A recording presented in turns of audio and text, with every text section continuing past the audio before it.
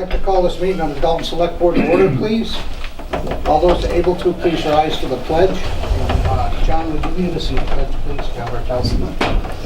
Pledge allegiance to the flag of the United States of America and to the republic for which it stands, one nation, under God, indivisible, with liberty and justice for all.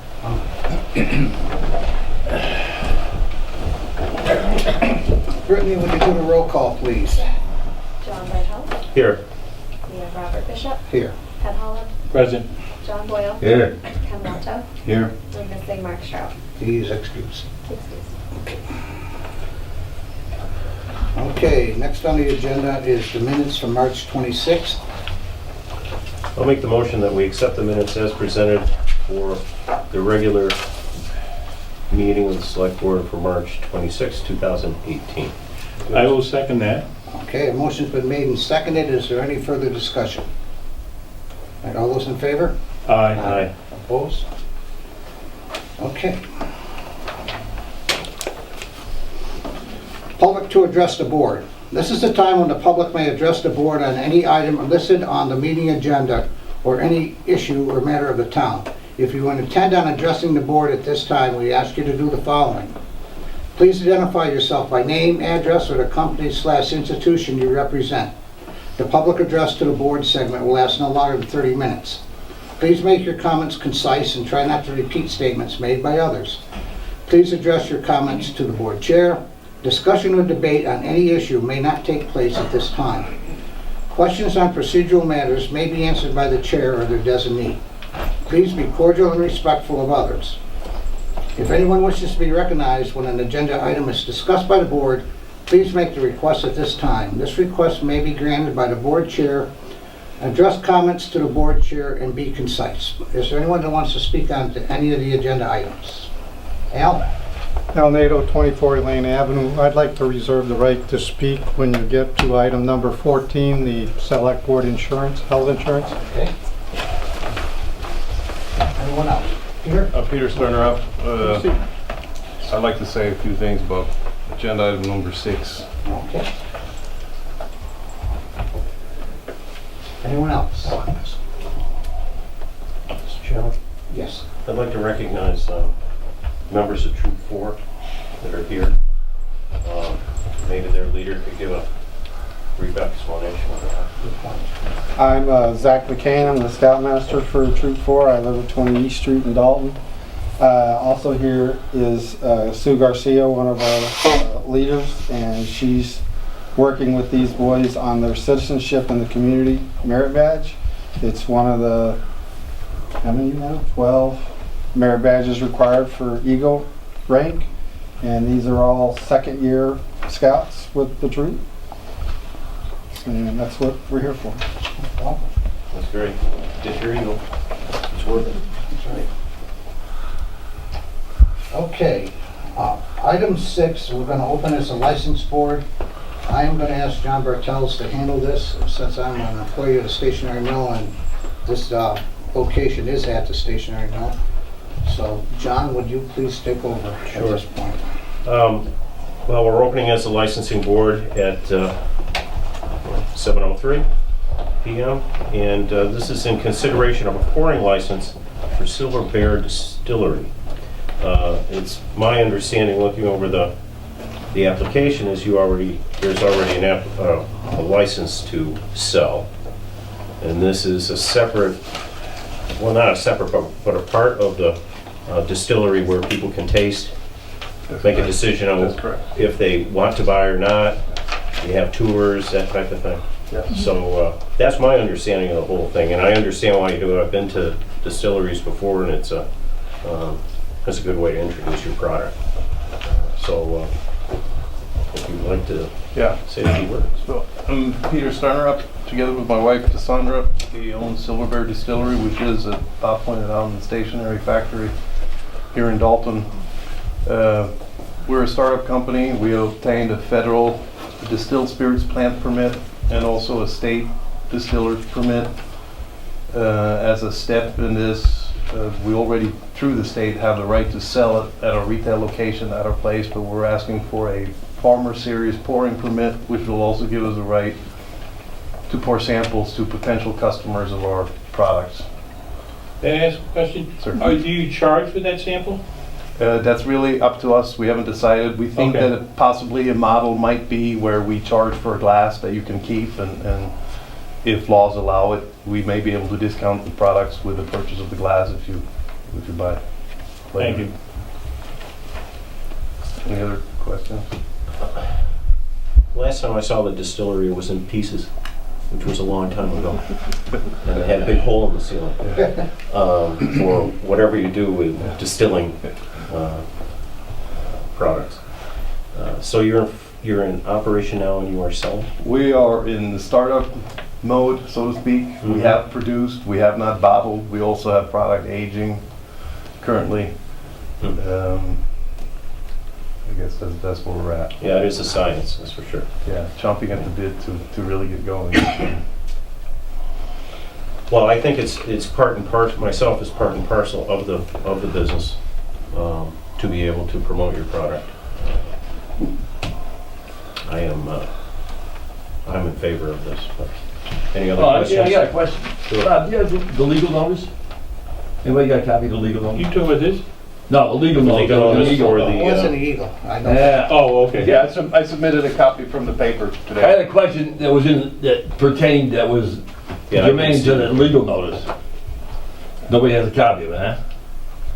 Okay, I'll just wing it. I thought in the legal notice, it says you were applying for a permit to a tasting room for patrons to taste locally grown distilled products. Locally produced. Local produced. Okay, locally produced. Yeah. So that means above and beyond yourselves. It is specified locally produced at the distillery. Huh? We're not sampling other people's product. Well, that's why I wish I had this in front of me, 'cause it was confusing. I think the last page of the packet has a copy Right. of the ad that went to Eagle. Very last page. All right. I see the, Okay, the taste, okay, I got it. Thank you, Ken. The tasting room will be a venue where locally distilled alcoholic beverages can be purchased. Now, when you say locally, I interpreted that to be beyond your premises. And now you're saying that's not the case. Well, I believe the pouring permit that we're applying for is something that's progressed through the state. Years ago, if I understand the matter correctly, when you were issued a Massachusetts farmer distiller permit, that included the right to pour samples to patrons and potential patrons. And then there was one town in the Commonwealth that asked the state for determination what was allowed and what wasn't allowed. And that's when the state came out and said, we will clarify this by introducing a new farmer series pouring permits. And that is what we are applying for. So it's a different permit than what you would find in a ballroom or a restaurant. I understand all that. If I could clarify, Massachusetts General Laws, Chapter 138, Section 19H.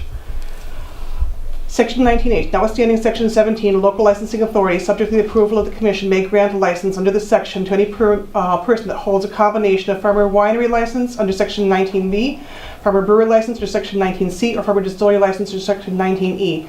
May be granted licensing under this section to sell for on-premises consumption any alcoholic beverages produced by its said Section 19B, 19C, or 19E licensee, or produced for the said Section 19B, 19C, or 19E licensee, and sold under the licensee's brand name, or any of its premises licensed under said Sections 19B, C, or E, and on the grounds of the farm operated as a pertinent and contiguous to and in conjunction with such premises, provided, however, that these premises are operated pertinent and contiguous to each other. That sounds like it's limited to what's distilled. Correct. On your premises. Correct. Yeah, this doesn't say that. But you said it, that's good enough for me. You're not going to bring in things in from all over the Northeast as That's locally not grown. our, no. It's gonna simply apply to the products you produce on the premises on Flansburgh Avenue. Yes. Sure. Thank you. It's product that's labeled as you're coming It's from your. produced and distilled, yes. Yeah. Any other questions? Okay, any other comments you'd like to make? Town there has been really great to work with, and we're looking forward to be here and set up shop here. Do the scouts have any comments? I was going to ask if anyone else in the audience would like to make a comment. Okay, I'll entertain a motion. I move we approve the license application from the, what is it? Might get your legal name. Silver Bear Distillery of 63 Flansburgh Avenue for a locally distilled products tasting room. I will second that. Well, it's actually a pouring license. It's not the tasting room, it's the pouring license is what they're applying for. Okay. With that modification, I'll still Yeah. second it. Okay. Okay, so it's been moved and seconded to approve the pouring license for Silver Bear Distillery. Is there any further discussion? Seeing none, all those in favor? Aye. Opposed? Abstentions? One abstention. Thank you. Good luck. Very good. Thank you.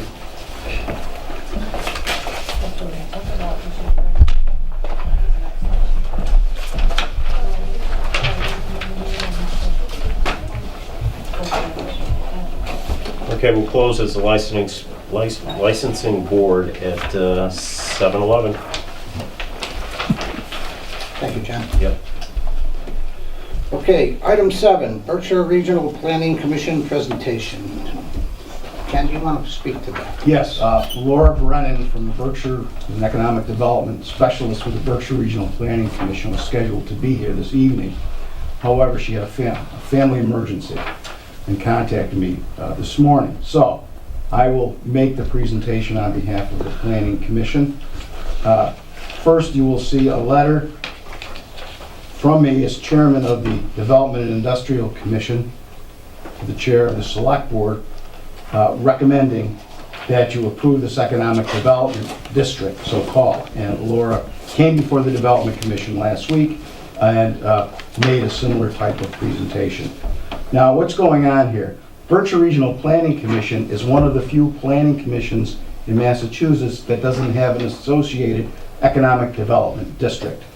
And if you look at the first side of the page on frequently asked questions, you can see all those regional planning agencies that have associated economic development districts. Let me just read them to you. It's the Franklin Regional Council of Governments, Merrimack Valley, Metropolitan Area Planning Council, Montechusett, Old Colony, Pioneer Valley, Southeastern Regional, which I think was one of the first ones in the state, and the Cape Cod Economic Development District. So this would really round out the services that the Berkshire Regional Planning Commission does for the communities of Berkshire County by creating a county-wide district.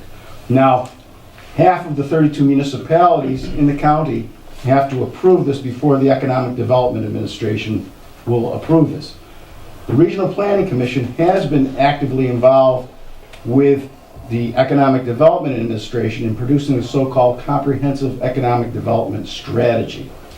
A member of our Development Commission, a member, from the town, has served on that, but this takes it one step further in actually creating an economic development district, and what that does is make the county eligible for additional economic development assistance from the Federal Economic Development Administration. So if I didn't make that clear, an economic development district is a creature of the Federal Economic Development Administration, the EDA, and the regional headquarters is in Philadelphia.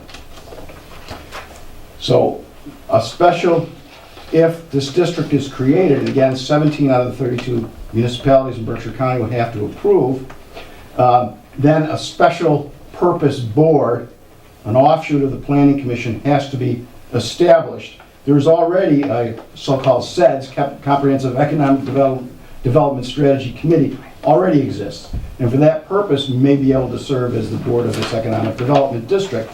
But there has to be representatives of the private sector, public officials, community leaders, representative of workforce development boards, etc., to make this board that complies with the requirements of the federal EDA. So we're not the district, we're part of the district. Dalton would be Part of it. part of the district. 17 communities out of the 32 in Berkshire County would have to say they want to be part of this district for the federal government to certify the entire county as an economic development district. And again, the main reason for doing this is it'll make us eligible for additional federal assistance through the Economic Development Administration.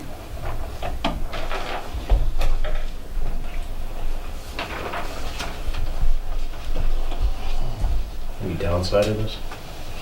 No, not really. I mean, you know, it's more administrative work, but the Regional Planning Commission is going to handle that. And then there's a match.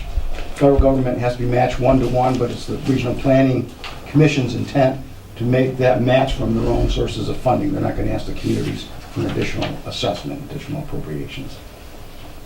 So it really kind of formalizes, again, what's been going on through the comprehensive economic development strategy process that we've been involved in now for probably a dozen years. It sounds like a good idea. I think it is. It's a great idea. So if you choose to support this, there's a letter in your packet. It's a letter of support to Ms. Deborah Bevan of US EDA in Philadelphia. Mr. Bishop has the original to be signed. If he would like the town to sign on to this. You want a motion? Yes, motion is. Well, I'll make a motion that we endorse the establishment, is it the establishment of the district Yeah, that'd be good. with the BRPC as the district organizer? Is that correct? I'll second that. Okay, a motion's been made and seconded. Is there any further discussion? All those in favor? Aye. Opposed? Great, thank you. Send.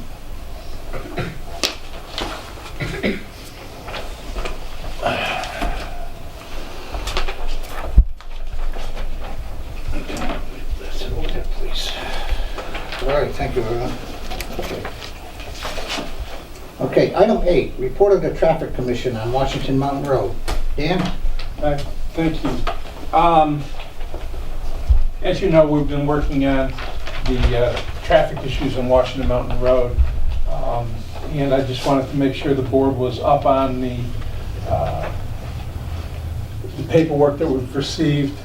We've received letters from the town of Beckett in Washington concerning their position on the Washington Mountain Road. And also in response to Washington's letter, a letter from Mass DOT concerning the ability of trucks to be able to use the road. As you may know, Beckett has said that they would not at this time support a truck ban on the road. They made suggestions of signage and other things. Washington did not take a stance per se. They also made suggestions of things that we could do, and they also said that they would be working on signage on their end of the road at the top of the mountain. And the State Highways letter was basically about the condition of Washington Mountain Road and the ability for it to handle truck traffic. Excuse me. And I wanted to make sure the select board was okay with me sharing this information that we received with the residents who have been involved with us about getting the information and wanting a truck ban on the road. Is there any problem with the? I have none. Does anybody have any problem with sharing that? I think they should know. Okay, very good, thank you. And also, the select board has the option of responding to the towns about their responses to us. In the past, the town has done so when we've requested the town information about a truck ban on a different road than Washington Mountain Road. And I just wanted to make sure the select board is aware that it is something that they could do if they want to respond to the letters. Do you have any suggestions, Sam? That says it Or all. should I? Did you write the letter? I did not write the letter. I did not take that. I don't remember last time when we did, that was for Kirchner Road, right? No, the actual last time, well, there might have been a response for Kirchner Road. I didn't look at that. I had looked at a different road. We had Old Windsor Road. We'd asked about it. And just a letter from the town that expressed their disappointment in the other communities' failure to support the request for the town. There is a letter on file that I could probably get a copy and get it to Ken, so we can take a look at it. And I don't think it's a requirement of, but it's just something, it's an option I wanted to make sure the board was aware of. I Did think we get a should. response from Pittsfield? I don't remember seeing it. Yeah, well, we have. Oh, yeah? But it's part of what I need to talk about. Okay. Is actually next. Ken and myself are going to meet with the Pittsfield Traffic Commission Thursday, this coming Thursday at 7 o'clock to discuss our request to them to support the truck ban on Washington Mountain Road. We're going to go and attend, explain to them where we are, what the status of we are. We feel it's important that we do discuss exactly what the effect would have been on Dalton Division Road should there had been a truck ban. Basically, any vehicles that are coming from Pittsfield that presently now come and will go to up Washington Mountain Road wouldn't be going up Washington Mountain Road. So there's a possibility if a vehicle was coming up William Street per se, instead of going up Washington Mountain Road, it would have gone down Dalton Division Road. So we're going to sit down with them, talk to them briefly this coming Thursday, just to let them know where we are. It's a matter of courtesy. Okay, quick question. Do you plan on informing them that we've been turned down cold turkey by the two other towns that Well- comprise Washington Mountain Road? Yes, Wait. we're going to tell them exactly where we stand. You know, it's, I think it's the only proper way of doing it, is explain it to them and let them understand. But it's not, just because it was turned down at this time doesn't mean it's an issue that could not be brought up again at a later time. For both, actually, Kirchner Road and Washington Mountain Road, either a truck ban on either road would have the same effect. So we felt it best to sit down with them and talk to them, and to get on the same page with them on that. In addition to this, the Berkshire Regional Planning Commission has gone through and done a study of the road, and they're working on a comprehensive plan suggesting signage on the road, including possibly a solar-powered sign warning people of the dangerous corner as it's coming up. We're waiting for that, the answer on that. Unfortunately, the person who's doing it is very busy, and he's going to get it to us as soon as he can. But that's been completed. We've been in contact with Mass DOT about posting signs on the bridges. The bridge team is going to evaluate the two bridges, basically culverts, on the road, and will talk to us about doing signage. There's no guarantee that there will be signage. Just because there's a bridge or a culvert doesn't mean there'll be a sign on it. They have to do a full survey of the bridge, and they will get back to us on it. This could take up to 2.5 years. Didn't they just do one in October? What was October? They didn't do a full survey. All they did was an inspection to see if there was any needs for the bridge. Okay. They had contacted us and asked us if we could get any bridges, any plans for the bridge.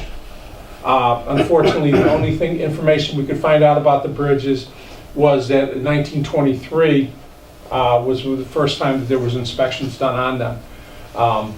We haven't found anything that showed that they were redone since that time, or any work that's done on it, so we couldn't give them a plan. A plan would have sped up the process. Now they have to go through whatever process they need to do.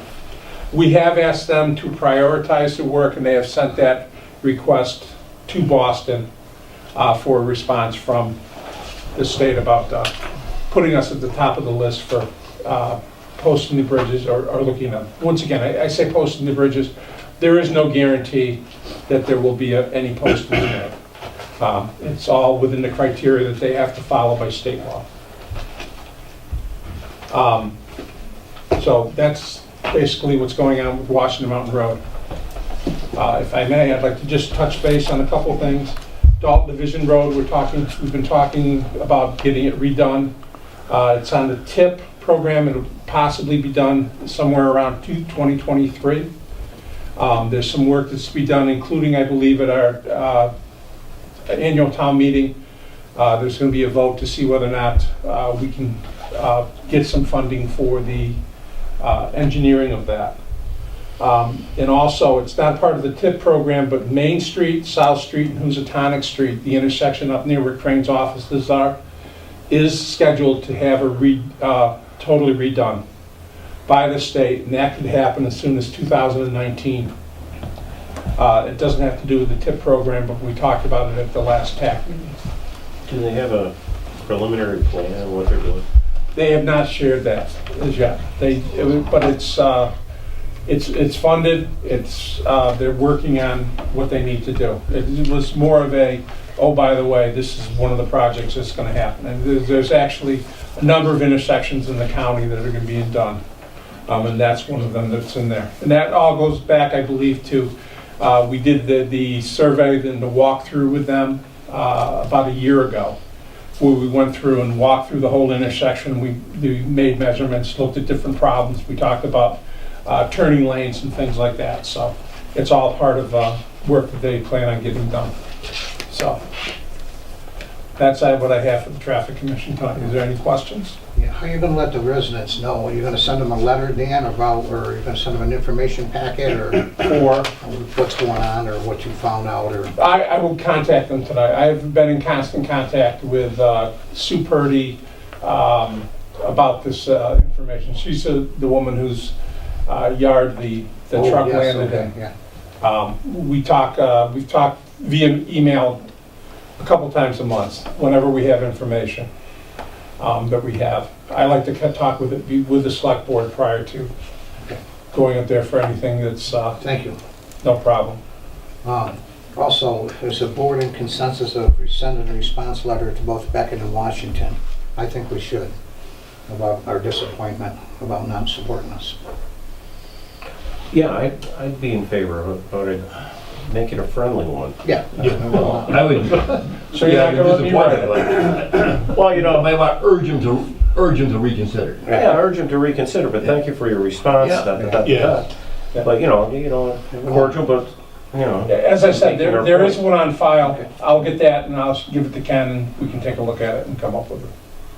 Thank you. Okay, thank Thanks, you. Dan. Who's gonna write it, Ken? Probably. Okay. You just got volunteered. I make that motion. But I gotta find ghostwriter in the room. Yeah. All right. Thank you, Dan. Thank you for all that work. Appreciate it. Okay, next one. Proposal for a county or regional valuation of utility property. Ken, would you fill us in on that? I will. Had I not been absent so much in March and April, I probably would have built this proposal into the budget. But Mr. George Sansucci, you'll see a letter in your packet, has a specialty business valuing personal property of utility companies. Now, there was a recent Mass Supreme Judicial Court decision which overturned the former methodology for valuing utility companies' personal property as opposed to real estate. Formerly, they had given us their net book value. And we accepted that, communities in the state accepted that value for the purposes of taxation. And I want to show you for a minute, if you look, there's an attachment, two-page attachment. And I'm sorry that the highlighting didn't come out well, but on the first page, you'll see the second to the last firm is Berkshire Gas Company. And they have personal property in our community valued at $2.6 million and pay $2,300 in taxes. If you look on the next page, the second listing is from Western Mass Electric Company, now Eversource, still listed as Western Mass Electric, and they have personal property in our community of $7.3 million, resulting in $146,000 in taxes. So Mr. Sansucci recently made a presentation to the County Board of Assessors Association and offered to make a study for so-called mass appraisal purposes, develop a computer model over a 5-year contract if 32 communities would sign on. Now, if all of the Berkshire communities don't sign on, he'll overlap into the adjacent counties. But He has a minimum of 32 counties. Each community will be charged $5,000 apiece over a 5-year period. That's $5,000 per year. And he could develop a way of appraising the utility company's personal property to get more accurate taxation, values of that property for the purposes of taxation. The reason I wanted to attach those two for you, because if that is only off by 10%, that's $1 million, because those two alone is $1 million, is $10 million worth of property. That's $1 million of extra taxes. That's $20,000 a year. So that, in only 1 year, would almost pay for the consulting contract, was 5 years at $5,000 a year. So it seems worth the risk. Get a second opinion of value. I mean, you know, we don't accept what people tell us their residential properties are worth, their commercial businesses. We go out and appraise them. This is a different instance where we don't appraise that property, and it's been, I don't know how long that it's been in effect. Is there any chance the appraisal would come in less? Yes? We don't, I don't think, I We think have our to- Board of Assessors doesn't think so, Okay. but certainly. Will this lessen the workload in the assessor's office? I have Laura here today to answer that question. What was the Some of other question, questions. Will it If we lessen accept the this workload? proposal, will this lessen the workload in the assessor's office? No. Now, what the utilities do now is they pretty much tell us what their personal properties are worth. And this is a new module that he's going to set up in all, if 32 communities become involved. Right now, I understand there's 12 that are committed. We're not one of them. I would like to see that, but it was proposed to start in 2019, but because of the way that municipalities budget and everything, it might not happen until, 2020.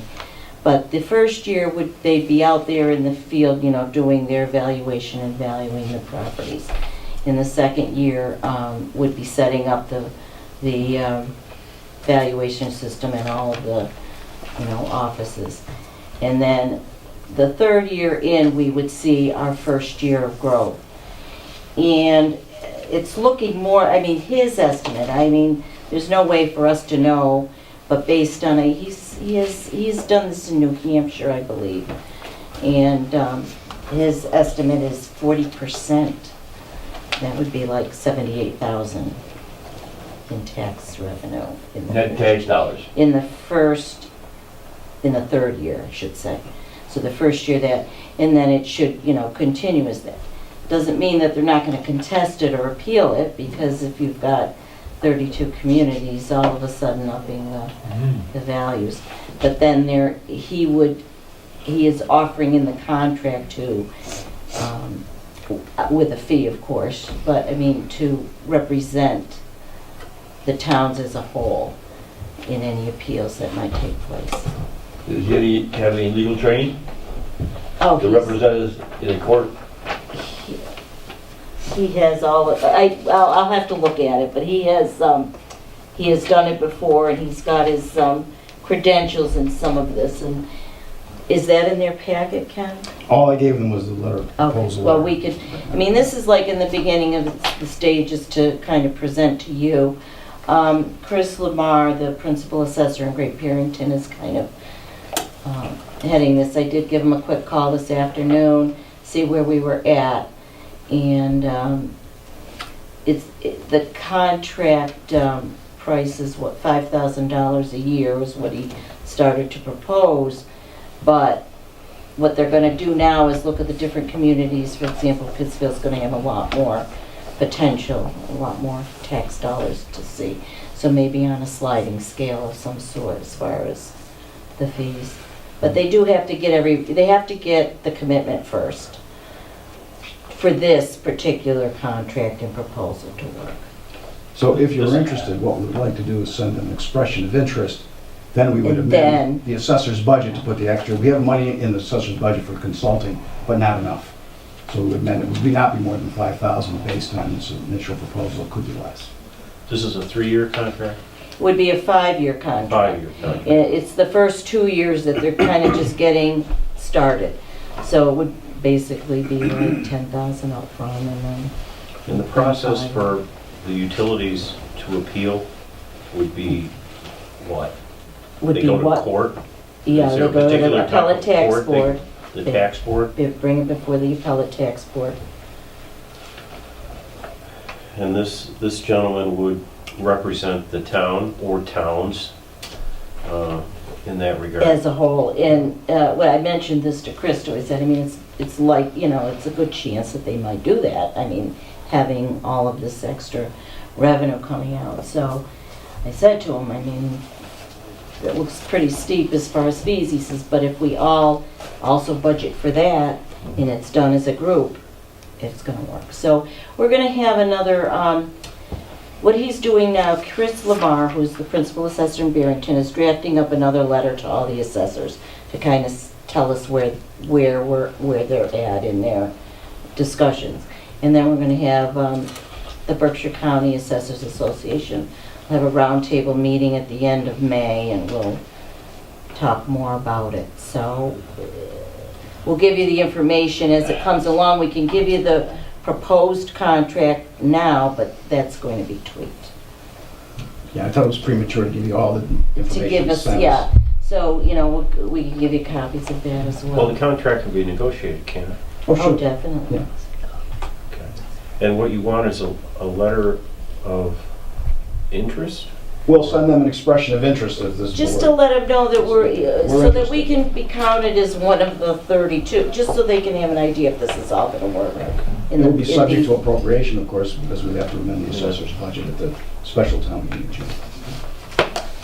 We'll call for a motion. of No, I did a couple more questions. Sure. Okay. I forgot my question. Oh, the two biggies in this taxation schedule are the gas company and the electric company. That's it. Eversource. Those Okay. are the utilities. Where's our good friends, the railroad?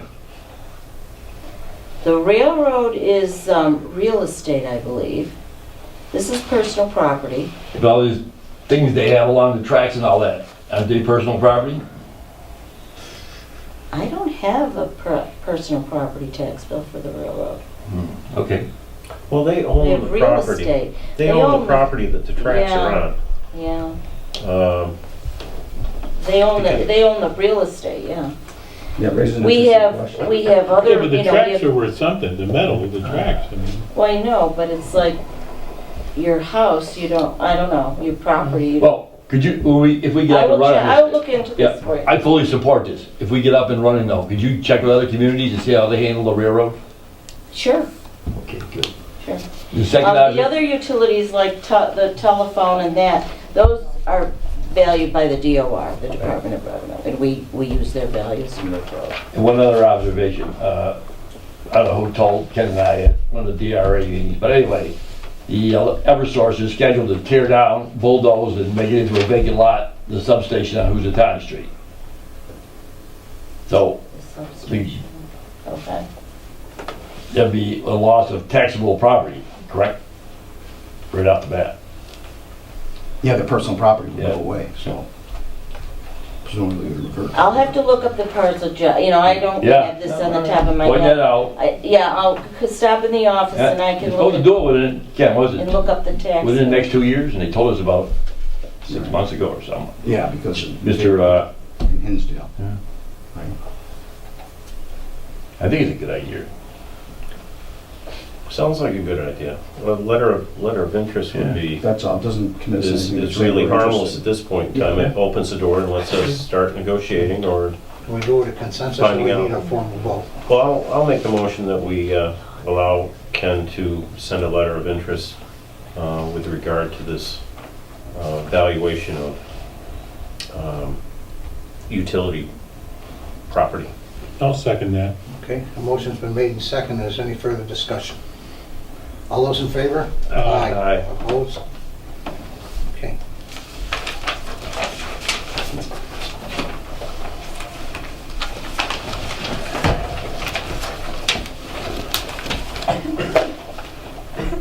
Okay, next on the agenda, we have two events.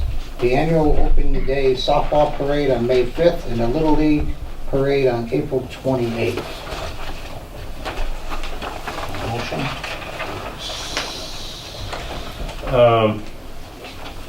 Stand by. So, that.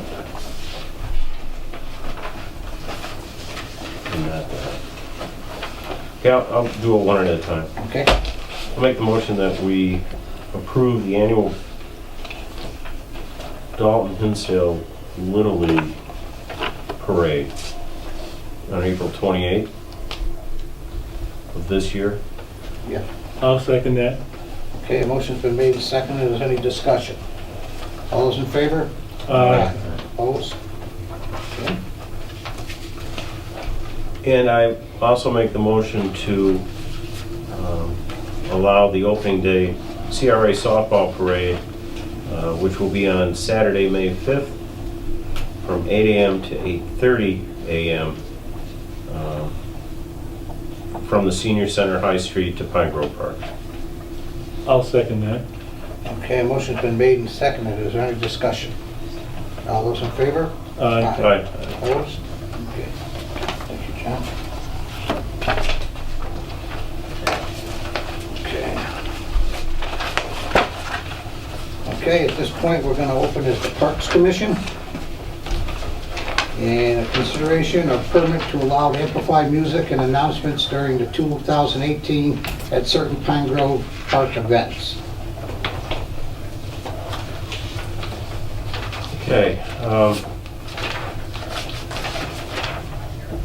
This is Basically, This is for the, well, this is every year this has been requested by Mr. Belcher in a letter to us in regard to the upcoming events that are scheduled to take place at Pine Grove Park. At these events listed on the attached page, which is on page 2, we're looking for permission to play music and make announcements. As in the past, we will set the volume at the previously approved level, and we will make sure at no time does the volume exceed that level. As I said, this has been going on for several years, so I'll make that motion that we allow it. Because we haven't, as far as I know, received any complaints with regard to this in the past several years. is there a second? I'll second it. Okay, motion's been made and seconded. Is there any further discussion? All those in favor? Aye. Opposed? Okay. Now, we're going to close this Park Commission. Okay, next we have a designation and proclamation of Peace Officers Memorial Day and National Police Week.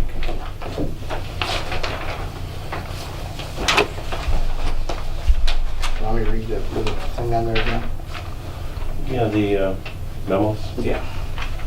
We have a memo to Ken Waldo, copy to select board members from Chief Coe. Congress has declared May 15th, 2018 as National Peace Officers Memorial Day. This day honors all fallen law enforcement members. I hereby request that our American flag be lowered to half-staff on May 15th, 2018 in memory of all the fallen law enforcement members. I've also attached a copy of the proclamation for National Police Week, which falls between May 11th and May 17th, 2018. Thank you for your cooperation and assistance with this important matter. I'll make the motion that we approve the activities of Police Officers Memorial Day and National Police Week starting May 11th through May 17th, 2018. I will second that. Okay, a motion's been made and seconded. Is there any further discussion? All those Can we read part of the proclamation? If you'd like me to read it, I'll read it. No, I just read the last couple paragraphs where it says the select board in the front page. Now therefore? No, the select board further calls upon all citizens. Okay, down at the bottom.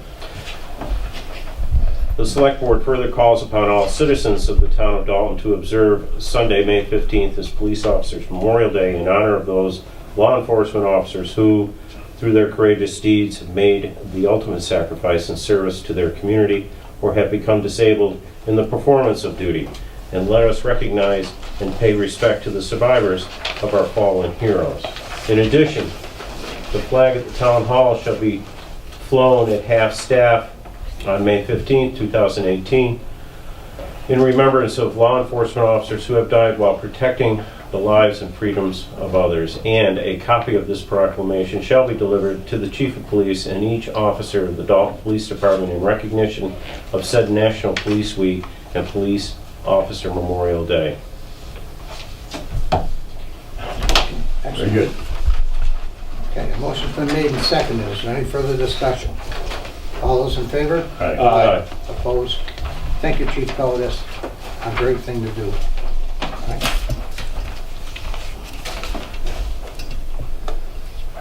Okay, next we have an appointment to the Cultural Council. Appointments.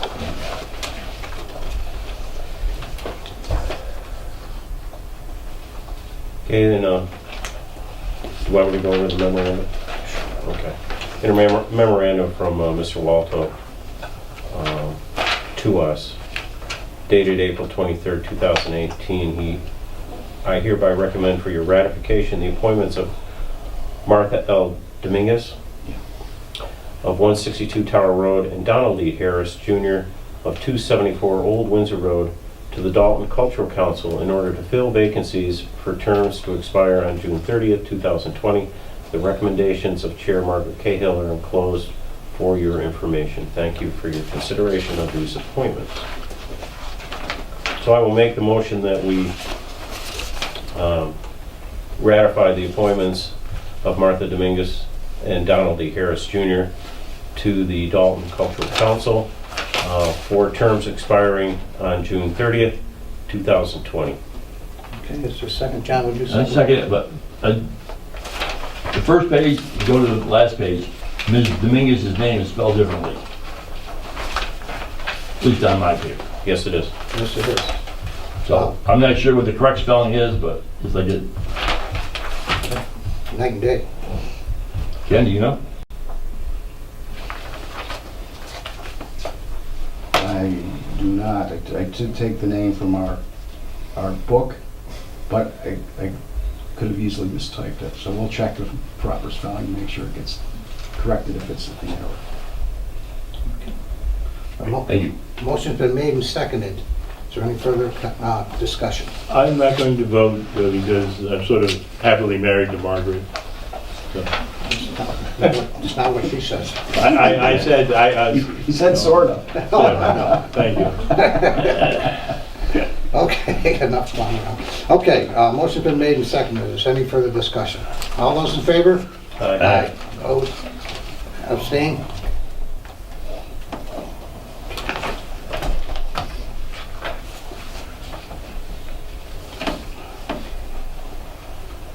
Okay, number 14, the policy proposals for select board health insurance. John Bartels has done a lot of extensive research on this for us. I think we should actually act on this tonight, and John, I can't thank you enough for doing all this. Yes, thank you, John. You're welcome.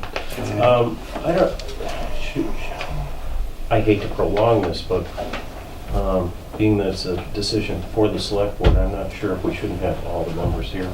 I think it would be a good idea if we were all here. I can explain this, but we may want to table a vote. If I could just add to that. Regarding the health insurance issue, is germane to each individual board as they're comprised, like we are a board right now. After May 13th, there will be a new board of selectmen. Theoretically, it could be the same one. At the following meeting, there will be a new board of selectmen on the 27th, right? Yes, Okay, be 28th, I think. that's when the new board should take up this issue. When? 27th of May, This is 28th. Oh, because the election is the 13th. Election's the 14th. The election is the 14th, 14th. but the first meeting probably is. Yeah, I could be wrong at 27th. No, I think it's in June, John. There's only one in May. That's Why won't we meet the second Monday in May? Memorial It's Day. Memorial Day. the fourth Monday is Memorial Day? Yeah. Okay. Wow. Well, from a practical point of view, and knowing who is running, I don't think the board composition is going to change. No, but it will be a new board, Ed. Well, It'll be reorganized. the reason it was written this way was to let people know up front, before the election, that this was not an automatic, something that they would automatically could count on getting.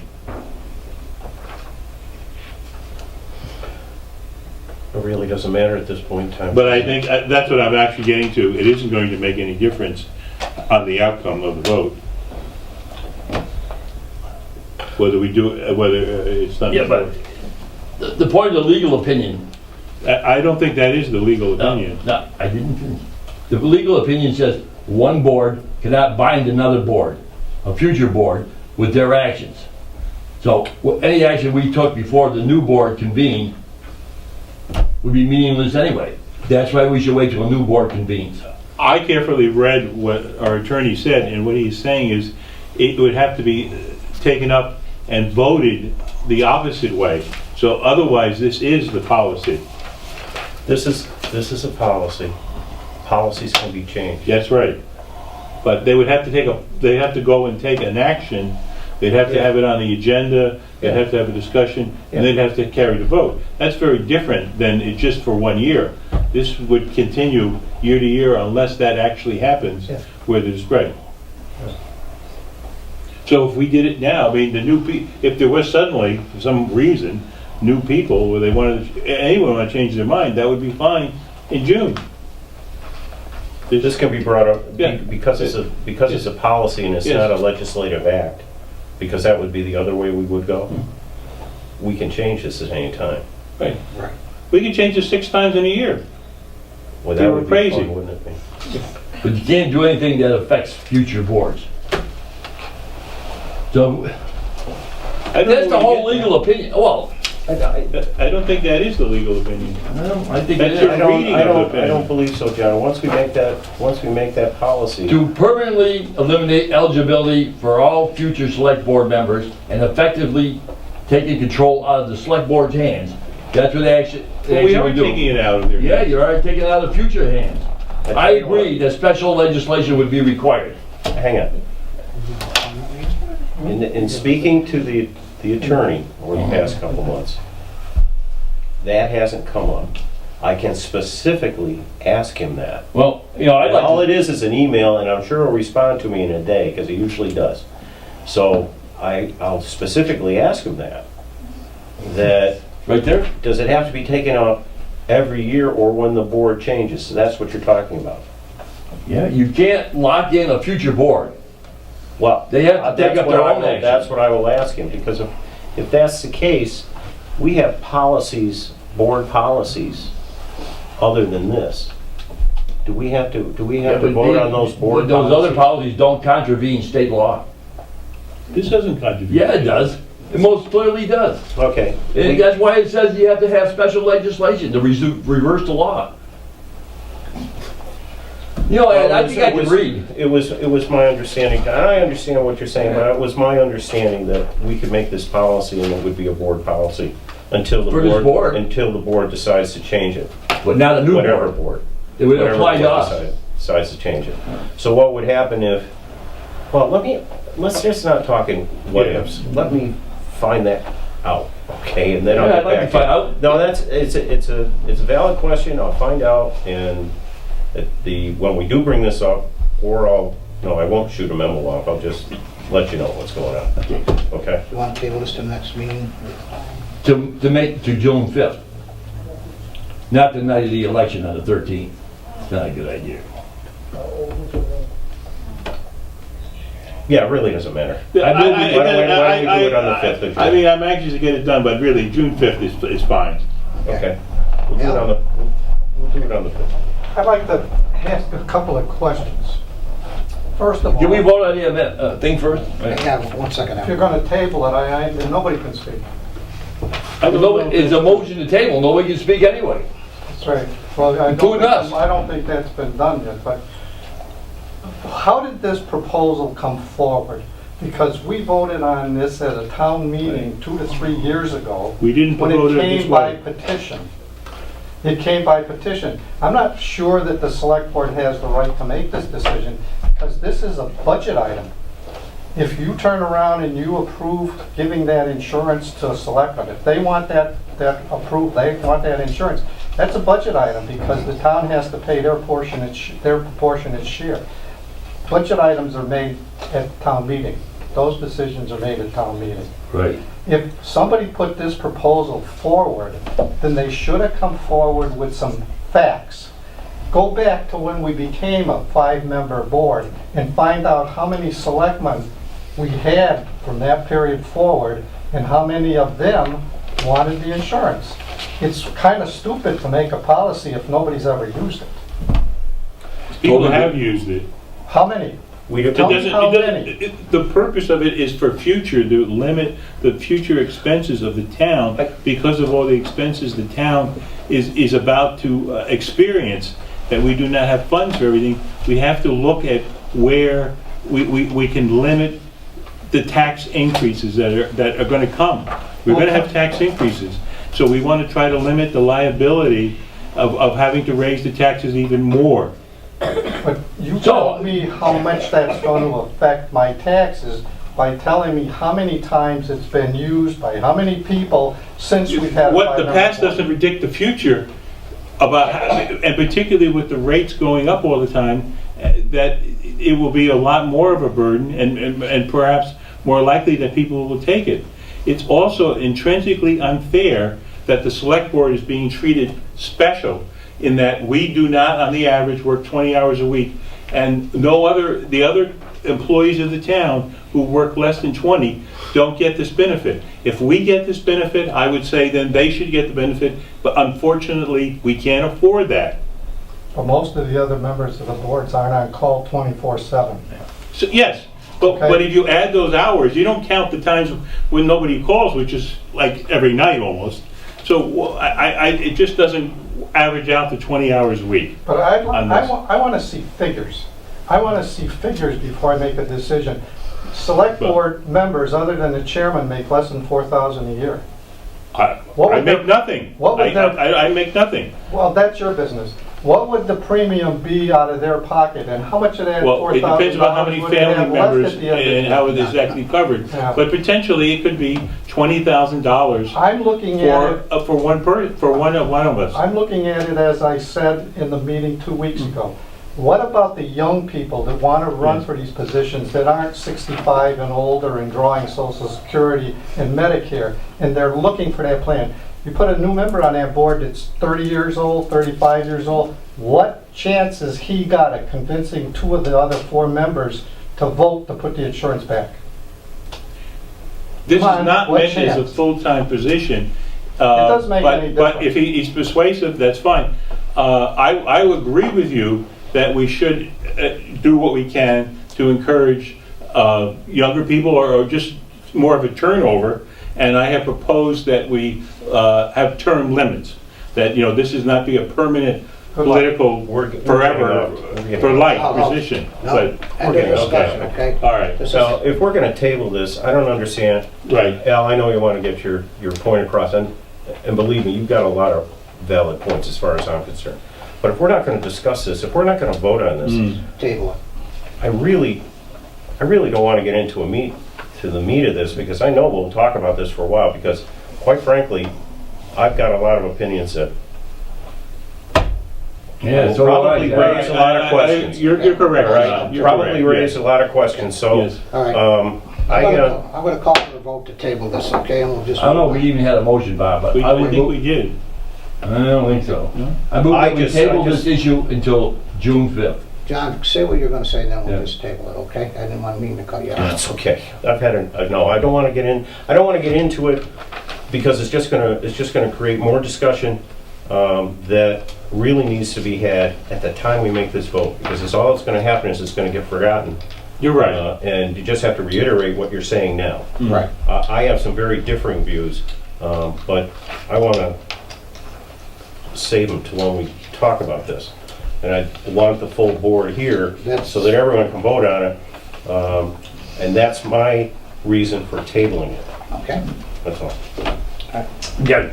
I move that we table any action on this issue until Monday, June 5th. Is that the meeting?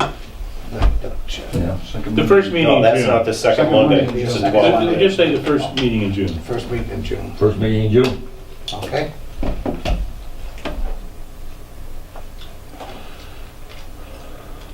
That would be the 11th of June, the second Monday. Okay, is there a second to the motion? I'll second it.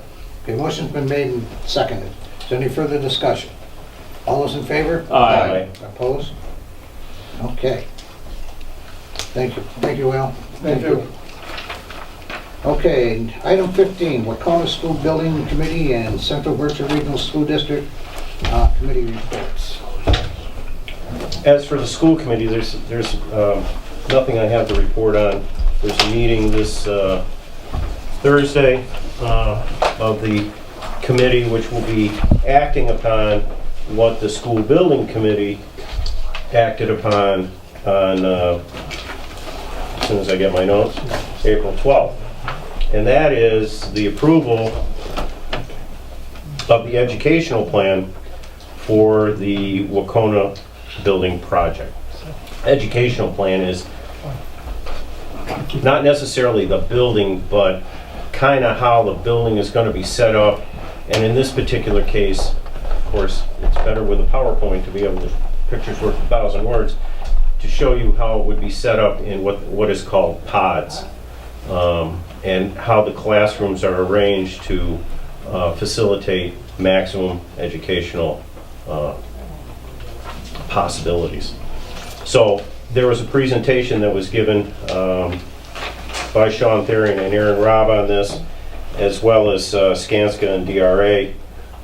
And the short story is the Wacona Building Committee approved the educational plan and is now giving it to the school committee this Thursday to go over and approve. And once that happens, it gets sent to the MSBA. So, in a nutshell, that's what's taking place. Also, in the meeting of the school building committee, there was a preliminary design plan, and what that is they gave us some possibilities, I guess is a good word, of where a school may go. If it were a new school, if it was a school where it was an addition renovation, how it would incorporate some of the old school with the new school, where that might be. 2 stories, 1 story. Actually, I think all the plans were 2-story. And they DRA discussed a total of 4 addition renovation projects or options and 9 new construction options. So you can see there's a lot of things to discuss and to take into consideration, which will take place over the period of the next year, or this year, I should say. We also went over the workshops. Remember the workshops I talked about, where it was held in Dalton, Windsor, Beckett, and Hinsdale, where the public came and they were given a presentation by the design committee, not the design committee, but the architect, and the various concerns that came up were: 1 was cost, 2 was the size, and the support for the vote on the school. Many voiced a want to make the school as green as possible, which is definitely something that the architect and the building committee want to do. And also there were suggestions on building design, curriculum, technology, and community use was a big thing, especially the auditorium issue, where because of the size of the student body, MSBA will only reimburse for X number of seats, and it's nowhere near the size of the auditorium that's there now. So this is something that has to be worked on. And that has to do with future student population. And that's what MSBA is figure their costs on. They also wanted to make sure that we knew that temporary costs are non-reimbursable. Non-temporary costs would be, say, if we had to bring in temporary classrooms, portable classrooms, to house the students while the building was being built. That's non-reimbursable. That could be a big cost. First we heard of that, sure. Yeah. And there are other things, but that's one that everyone can probably wrap their head around and understand. John, you think, before we get too deep into this, that someone will come up with an estimate of the use of portable classrooms and for the duration and how much that would cost? Yeah, it will. That will definitely come up.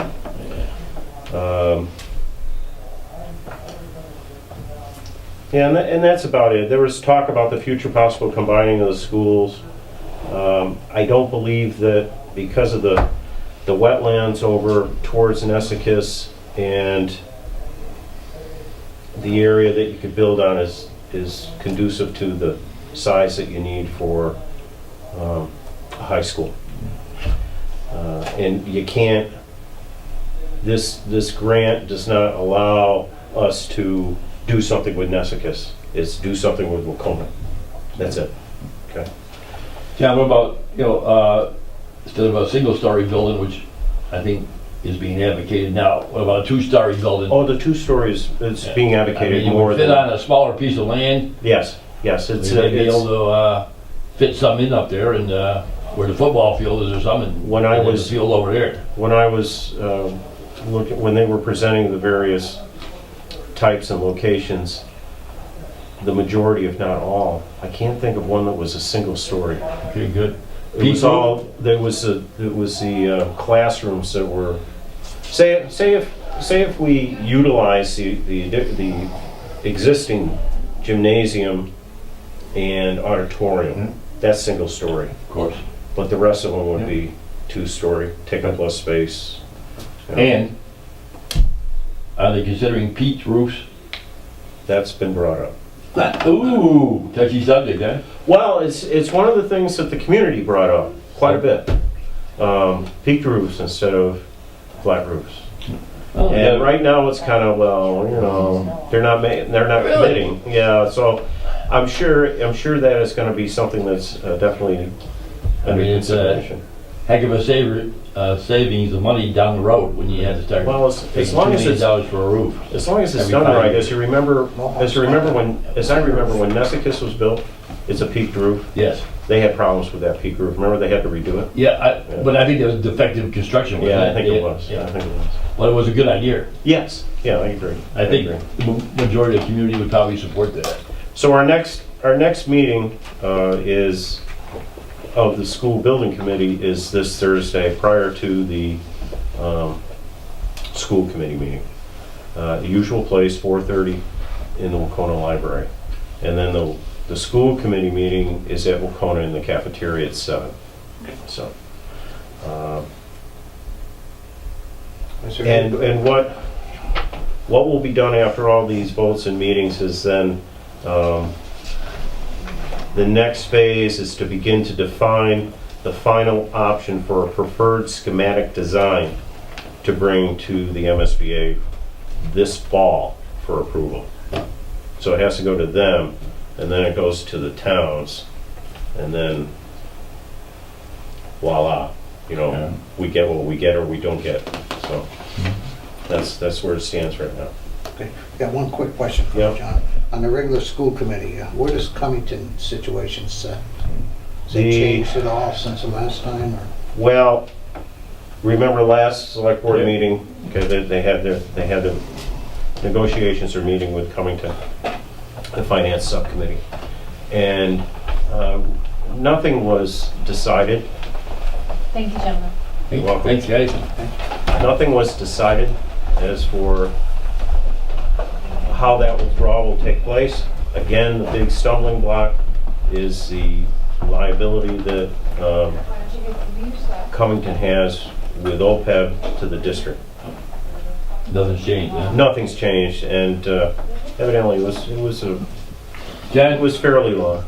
so I'll say this. I know you don't know the answer to this question, Yeah. but do you think this issue will be resolved before we place a vote before the towns comprising the district. Now, Hinsdale, yeah. If Covington's out, we're down to 6 towns. I think it would take 5 out of 6. For the But school, Yeah, it is a vote. Remember last time when we Yep. voted on this? Yep. It was a district-wide. district-wide vote, not a town vote. Okay. So the district, as far as I know at this point in Yep. time, the district would hold their own election or their own vote on the school.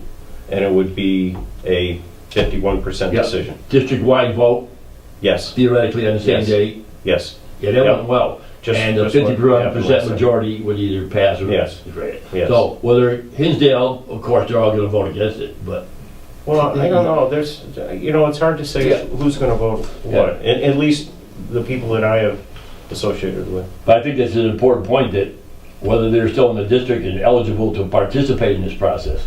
Yes, they are.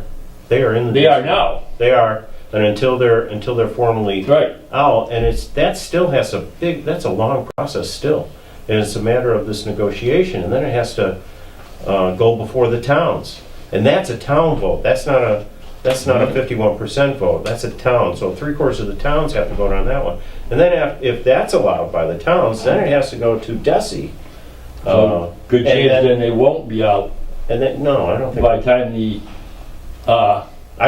I personally don't see proposal that. becomes forward. I personally don't see that happening. Yeah. Because if we're gonna be taking a vote on this a year from now, Right. as I remember the timeline, that has to be done with Covington exiting the district. We're almost out of time for them to do it by the end of the year. Yeah. So, In all likelihood, they will be in the district when this district-wide vote comes up. I would think so. Okay, I would think so. that's good to know. Yeah. Any other questions? No, thank you, John. That's You're welcome. a lot of meetings. Okay, Mr. Ken, on your town manager updates. Two brief updates for you. In your packets, if it's not in your packet, it's in your box. Just a reminder that there's a recreational marijuana workshop taking place tomorrow at 6 o'clock in Lenox for town officials. It's free, but you have to register. The registration is at the back of the form. Kay Doyle, the Commissioner for the Cannabis Control Commission, will be there, and I've heard from our town planner that she's an excellent speaker, because she attended another workshop with her there. You have to bring your own potters as a flag. I think they have samples. Desserts afterwards, right? Brownies then. Lots of problems. With this, I mean, interrupt you, Ken. sure. Was that a picture of your mill in the front page of the Eagle today where you work? I haven't seen the Eagles. Yeah, big thing about this mill in Turner's Falls, it's like on an island. Yeah, that's it. I haven't read it yet. Aren't they turning that? Pretty interesting. They went bankrupt. Ken, I'm sorry to interrupt you, it just occurred to me. And that's where you were Yeah. filling in, right? Read it, it's pretty interesting, Yeah. the history of it.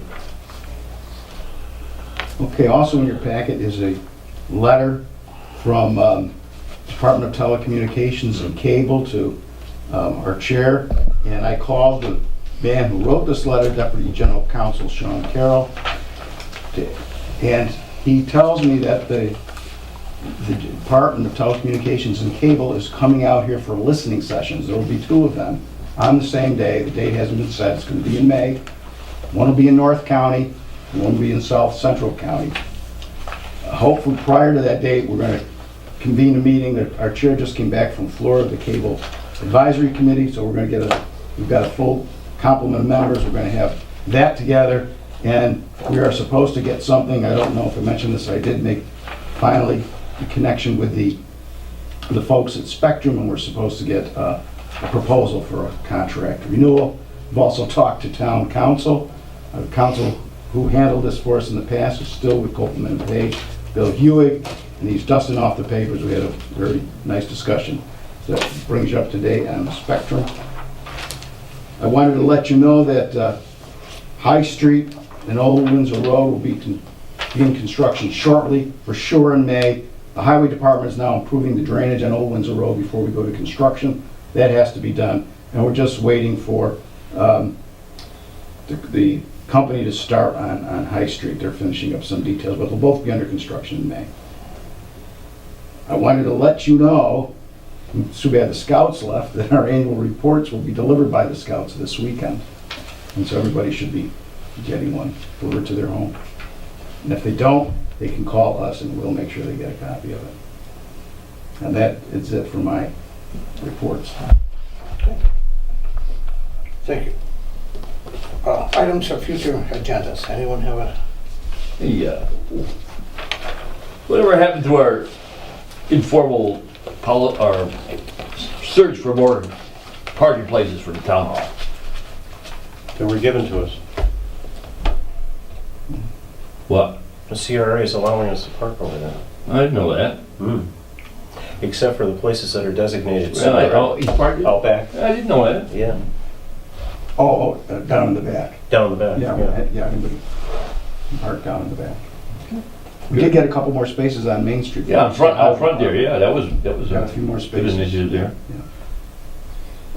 One, our, before Dan Filio left, as you know, he's also emergency management director. He said on items for future agendas, they want to come and he wants to come and give a briefing on the hazard mitigation plan that he's working on now. Okay, whenever he's ready, let us know. Hey, Ken, at the same time, can we ask him about how our FEMA grant's doing for the water problem down there at the old high school? I was just Yes. gonna say that Yeah. the Walker broke Yeah. down. We can report You on just that. get an update. Yeah, As I talked to him, he said it was still in the hopper. it is. It's been about, what, 5 years? Yes, it is. We'll give you a full report on that. Yeah. We just filed some more information with FEMA again on it. Huh? Yeah, But it's still active, that's good. it is. The only thing I just wanted to remind for us to do was the executive session minutes.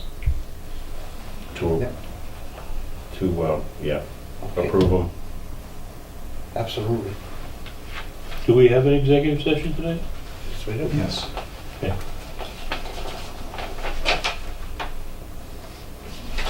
They're on there. Okay, anything else? Okay, leads to the announcements. Oh, I'm sorry, remarks of the select board. Ken kind of stole mine, but I'm gonna show everyone. This is the town report, folks. You're gonna get it Saturday. A lot of interesting material in it. Read it before town meeting and please attend town meeting. It's very important. Thank you. Do you want this up again? You got it? Okay. Anyone else? Yeah, just, Ken spoke briefly about the town of Dalton's highway department is doing some work prior to the reconstruction and rehabilitation of Old Windsor Road. What they're doing down there, before you get to the bridge, from the top of the hill down to the bridge, they're putting in new drainage by putting in what they call structures. And the structure is these giant cement things you see on the side of the road. They dig holes and they put them in there and they connect all the pipes and all this and all that. Now, that is serious construction work. It's the kind that you see on Balthazar doing on Housatonic Street. When I saw they were doing that, I went down there and I had to check the job out and everything and walk by. Hey, I'm really proud of those guys. That's, you know how much that saves the town of Dalton? Them being able to do it and not doing it the old way. The old way they build drainage, they dig a deep hole and then two guys get down there with a pile of bricks and start from the bottom and work their way up to the top. It was so labor intensive, it took maybe 3-4 weeks, if everything went well, to do one storm drain.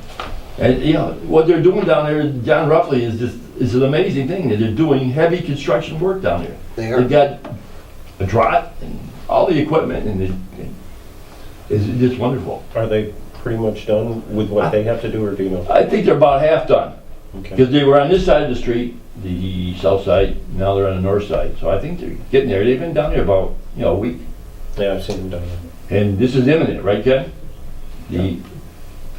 Whatever they're gonna do, are they gonna scour the street or just blacktop over it? No, I think they're doing some of that. They're not just gonna blacktop it. They're gonna, you know, What they call, there's a rough term up for the that. AIF. Yeah, they're gonna rough They're up gonna the grind it. surface. Grind it, yeah. Good. Yep. Okay, anything else? Okay, so this is the announcements. The new Veterans Agents office hours are Wednesday from 8:30 a.m. to 11:30 a.m. at the Town Hall and 11:40 a.m. to 1:30 p.m. at the Senior Center. Services for Dalton veterans are now available Monday through Friday through the North Adams Veterans Service Department. Please call 413-662-3700 684-616-3040. Public Power is now the town supplier for the municipal electrical aggregation program. You'll see the name as the supplier of electricity on your Eversource bill, unless you have another supplier. To opt out or opt in the program, for one line to colonialpowergroup.com/Dalton or call Public Power at 1-800-830-2944. The Conservation Commission is looking for new members.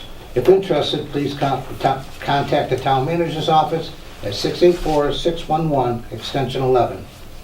I hold office hours by appointment in the select board office at the town hall. For further information, please call 684-6111, extension 11. Please note that Dalton's official meeting postings, agendas, and minutes can be viewed at mytowngovernment.org 01226.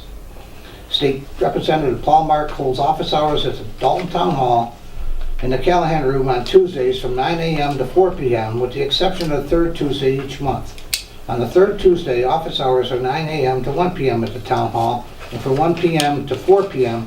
at the Dalton Senior Center. You can reach his office at his district number, which is 413-464-5635.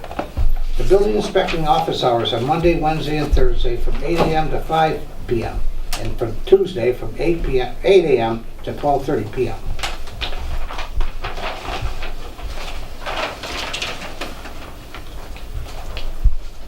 I declare that an open meeting may have detrimental effect on the negotiation position of the public body.